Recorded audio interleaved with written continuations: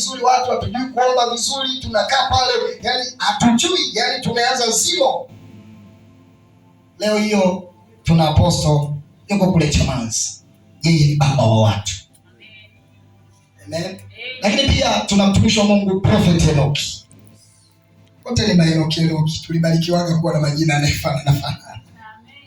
Kwa hiyo sisi kule wakati tukitaka kumuita fulani ni nani na nani, hatutumie Enoki.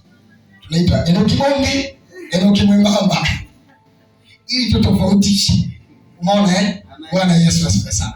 Kwa hiyo tuko pia na Prophet Enoki. Karibu sana usalimie kwa dakika kadhaa.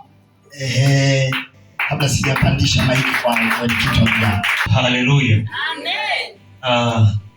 Tumishi wa Mungu Apostle James Noya na pamoja Apostle Enoki Msafiri. Kwanza nawashukuru kwanza kuwa pamoja na nyie mahali hapa. Kwa sababu ni historia ndefu sana. Lakini nilisema tuanze kusimulia hapa, tunapoteza muda. Bwana Yesu apesi. Amen. Lakini kuna mengi Mungu ametufundisha. Tumekuwa chini ya Baba, tumekula.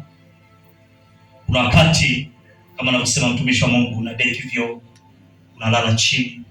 Sasa tena hapo umekaa kidogo vizuri. Sakafu hakuna.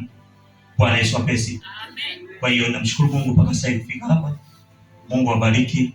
Inaitwa Prophet Enoki.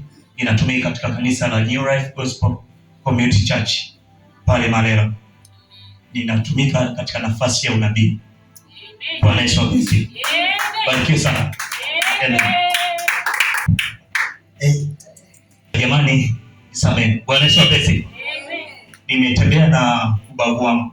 Naomba usimame wapunge. Anaitwa Rebecca Enoki. Wangapi watu Kigoma mahali hapa? Wapo? Kigoma hakuna. Basi nimekosa shilingi hapa. Mungu awabariki sana, mbarikiwe sana. Mwanangu hapa ingawa amelala lakini mbarikiwe mtu. Pigia Yesu makofi mengi. Naona sema amina. Kwa hiyo ndio hivyo, sema amen. Kwa sasa naomba nikaribishe kijiti kwa uongozi wenye jambo lao leo, lakini mtumishi wa Mungu wapo kwa ajili ya kukuhudumia. Sema amen.